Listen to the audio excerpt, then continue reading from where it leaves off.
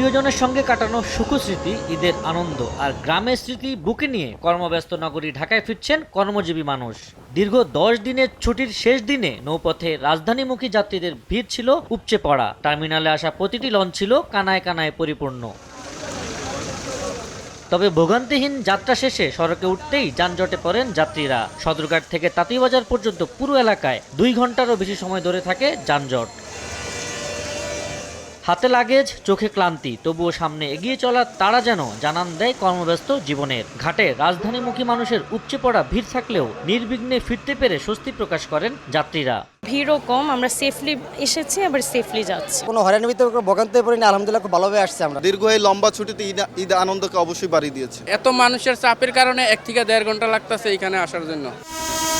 এদিকে একই চিত্র রাজধানীর কমলাপুর রেল স্টেশনেও। প্রতিটি ট্রেনেই ছিল যাত্রীতে ঠাসা। এবার সরকারি ছুটি বেশি থাকায় অনেকটা স্বস্তি নিয়ে ঢাকায় ফিরতে পেরে খুশি রেলপথের যাত্রীরা।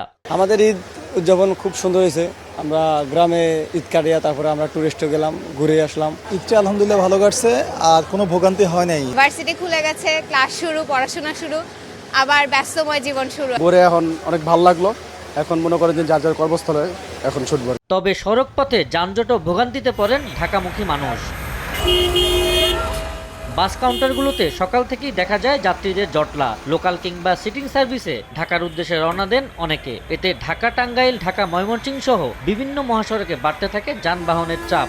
সৃষ্টি হয় যানজট। এতে থেমে থেমে গাড়ি চলায় ভোগান্তিতে পড়েন যাত্রীরা।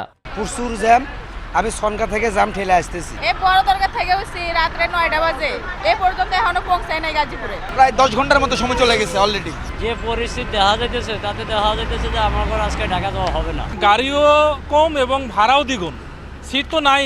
ঈদুল আজহার লম্বা ছুটি শেষে 15 জুন থেকে আনুষ্ঠানিকভাবে চালু হচ্ছে অফিস আদালত। আবু সাইদ নিশান, সময় সংবাদ, ঢাকা।